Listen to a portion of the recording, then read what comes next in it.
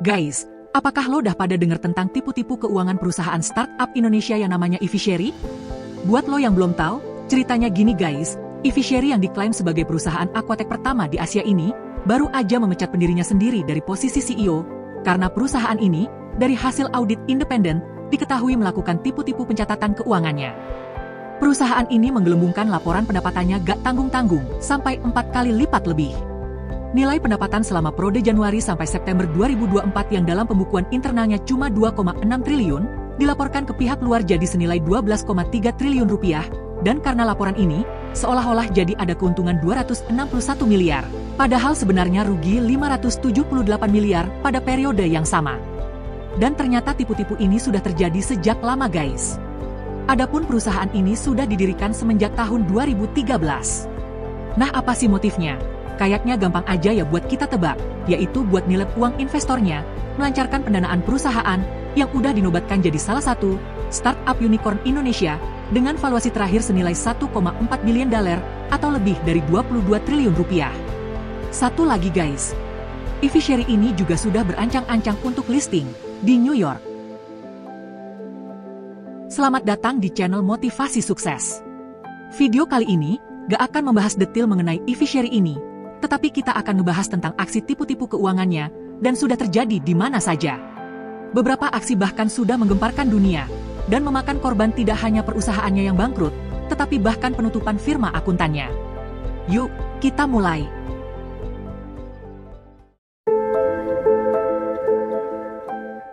Kalau mau didefinisin secara simpel, tipu-tipu keuangan itu adalah segala bentuk manipulasi dalam laporan keuangan yang tujuannya buat menyesatkan pihak lain, entah itu investor, pemerintah, atau publik, supaya kelihatan lebih bagus, atau kadang lebih jelek, tergantung kepentingan.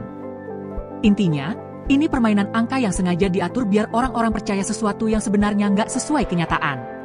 Biasanya, tipu-tipu ini dilakukan dengan cara 1. Melebih-lebihkan atau mengecilkan angka penting. Contoh gampangnya, pendapatan digede-gedein biar saham naik, atau rugi dikurangin biar gak kelihatan bangkrut. 2. Ngumpetin kewajiban. Utang-utang gede diselipin di laporan lain, atau bahkan gak dilaporin sama sekali. 3. Menciptakan transaksi fiktif. Bikin transaksi yang sebenarnya gak ada, cuma buat nutupin lubang di laporan. 4. Pengakuan pendapatan yang gak sesuai aturan. Pendapatan yang belum pasti didapat udah dimasukin duluan ke laporan. Biasanya sih tujuan akhirnya cuma 2, biar kelihatan sukses atau biar gak kelihatan gagal. Entah itu buat ningkatin harga saham, value perusahaan, dapetin pinjaman bank, atau sekadar nutupin kebobrokan internal biar gak ketahuan publik. Tapi kalau udah kepergok, ya siap-siap aja dikejar auditor, otoritas pajak, atau yang gak kalah serem, diteror sama netizen guys. Dan kasus tipu-tipu keuangan ini sepertinya tidak hanya terjadi kali ini dan hanya di Indonesia saja. Dari beberapa penelusuran admin, ini sudah banyak terjadi, bahkan di negara-negara besar seperti Amerika, Italia, Jepang dan lainnya, yang melibatkan perusahaan-perusahaan raksasa. Video ini membahas beberapa di antaranya, dimulai dari yang paling menggemparkan karena dampaknya yang sangat luas bagi dunia korporat, dunia keuangan, dan otoritas pembuat kebijakan. Nama perusahaannya, Enron.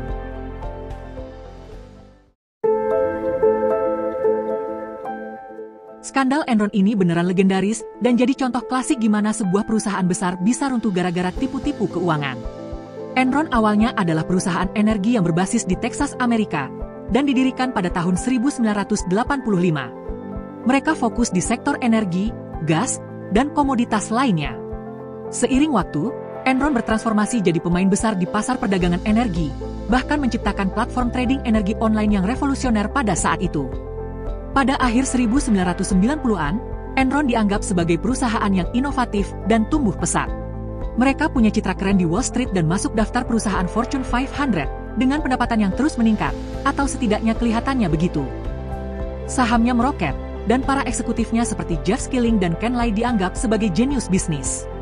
Tapi di balik kesuksesan itu, ada manipulasi laporan keuangan besar-besaran yang dilakukan untuk menjaga citra mereka tetap positif di mata investor dan publik.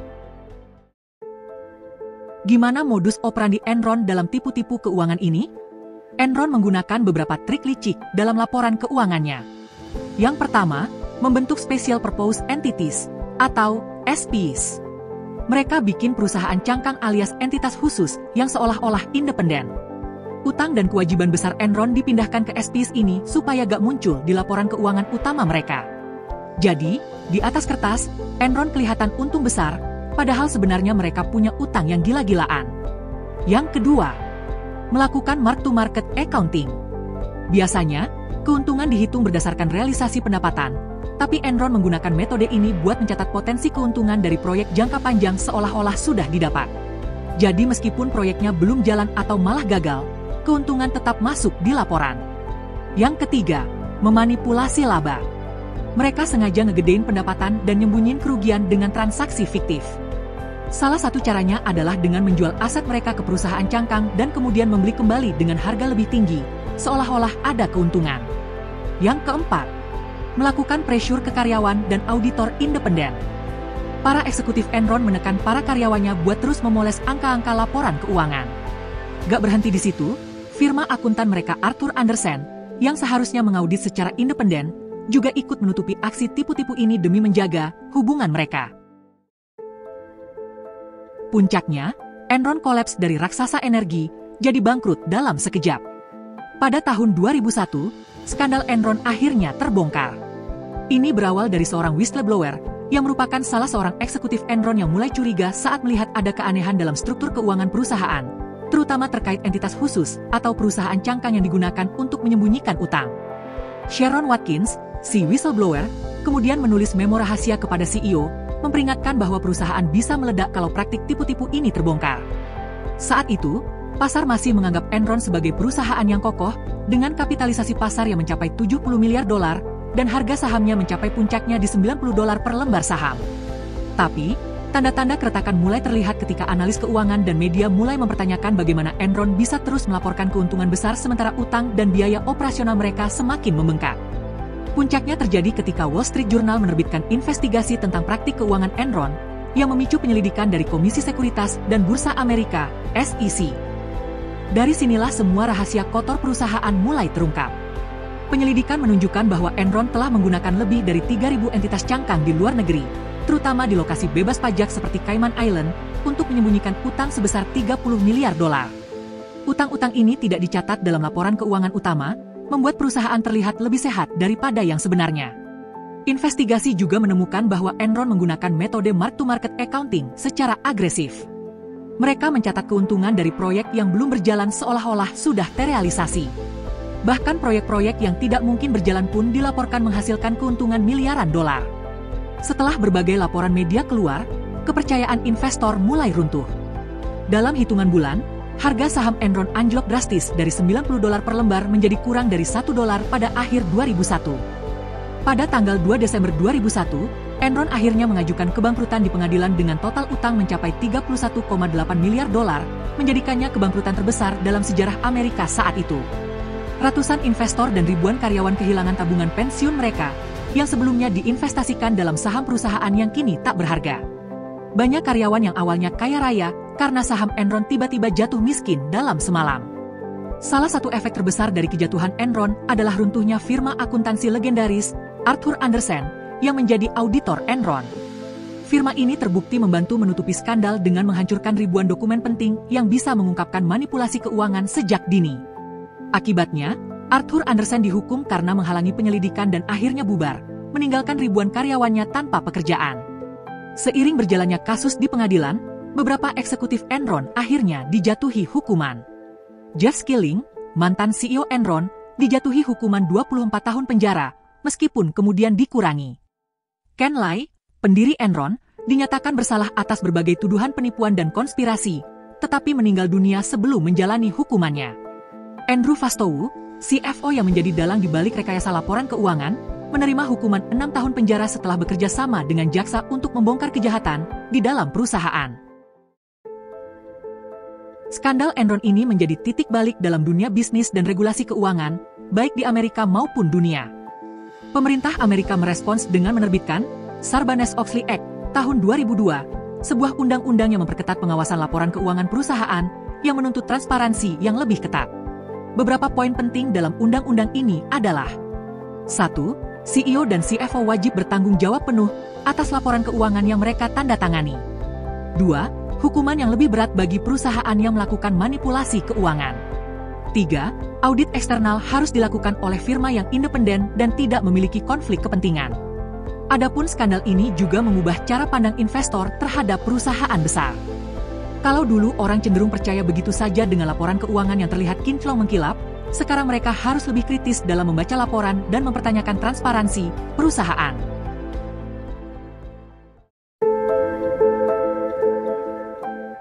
Tipu-tipu laporan keuangan ini gak cuma Enron saja, atau terjadi di Amerika saja ya guys. Sebagai contoh, Parmalat, perusahaan susu dan makanan dari Italia, melakukan pemalsuan laporan keuangan dengan menciptakan rekening bank palsu dan transaksi fiktif senilai 14 miliar euro untuk menutupi kerugian.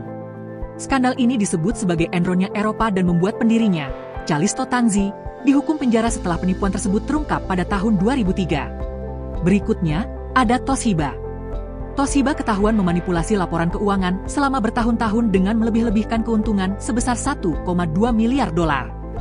Para eksekutifnya terlibat dalam menekan staf untuk memainkan angka agar memenuhi target yang tidak realistis. Skandal ini mengguncang dunia bisnis Jepang tahun 2015 karena Toshiba adalah perusahaan teknologi raksasa dengan reputasi global yang baik. Berikutnya, Wirecard, Jerman.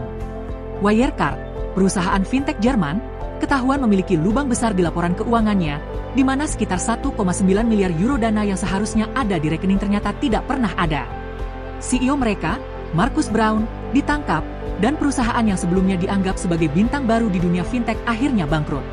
Skandal ini mengguncang industri teknologi keuangan Eropa pada tahun 2020 lalu, dan memunculkan pertanyaan besar soal regulasi keuangan di Eropa.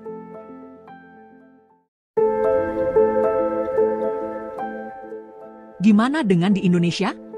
Tipu-tipu laporan keuangan ini gak cuma terjadi di luar kayak Amerika, Jepang, atau Eropa aja. Di Indo juga banyak ketemu yang kayak gini loh guys.